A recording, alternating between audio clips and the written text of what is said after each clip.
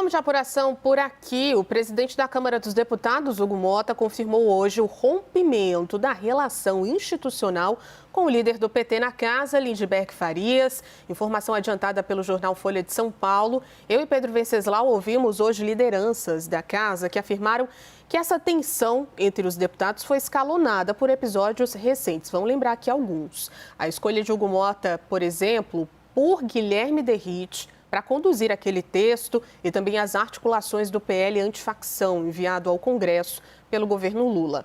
Do lado do presidente da Câmara, segue o descontentamento, agora recente, sobre uma campanha contra ele nas redes sociais, supostamente articulada por influenciadores ligados ao PT.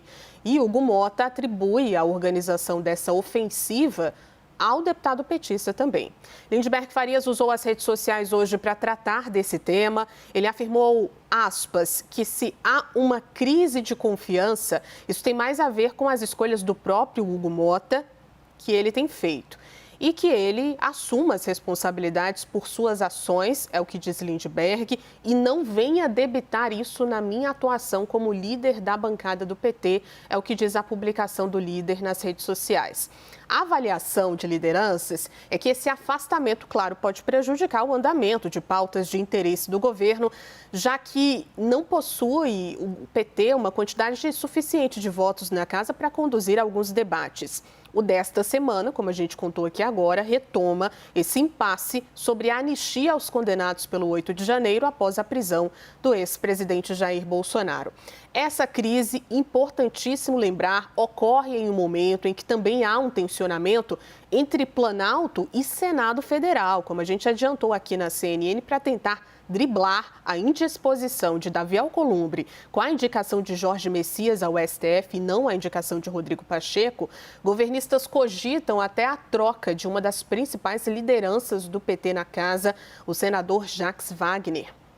Vamos chamar Pedro Venceslau e Edilene Lopes também aqui para essa análise. Daqui a pouquinho a gente tem a Edilene ou temos agora?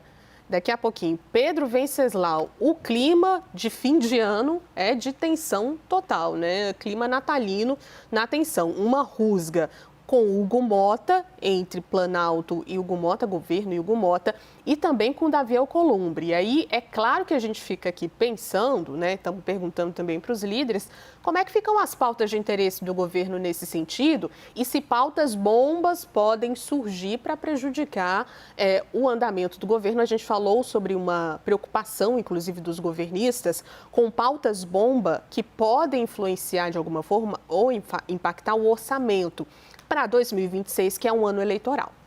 Pois é, e vamos lembrar que na semana passada a gente trouxe aqui no Arena o que foi o capítulo anterior desse rompimento, foi o quase rompimento, quando o Hugo Motta criticou o PT na figura do Lindbergh pela ofensiva digital contra ele nas redes sociais. Uma ofensiva digital que não tem a assinatura do partido, nem do próprio Lindbergh, que aliás nega, mas tem, segundo o Hugo Motta, todas as digitais, na verdade, tem o DNA do que seria uma articulação do líder. Eles identificaram nas redes sociais muitas críticas, vídeos feitos por IA que não tem assinatura e outros influenciadores de esquerda ligados ao PT que também foram fazendo críticas cada vez mais duras, ataques ao Hugo Motta e algumas acusações. E isso foi gerando um caldeirão de irritação no presidente da casa, que não tem esse perfil, né, Júlia? É muito diferente do seu anterior, Arthur Lira. O Hugo Motta é um cara geralmente pacífico, é uma liderança que costuma conversar bastante, que é contra esse tipo de disputa política mais acirrada, mas nesse caso, então, ele chegou no limite dele e agora o governo vai enfrentar muitas dificuldades pela frente, a não ser que os dois se restabeleçam algum tipo de relação.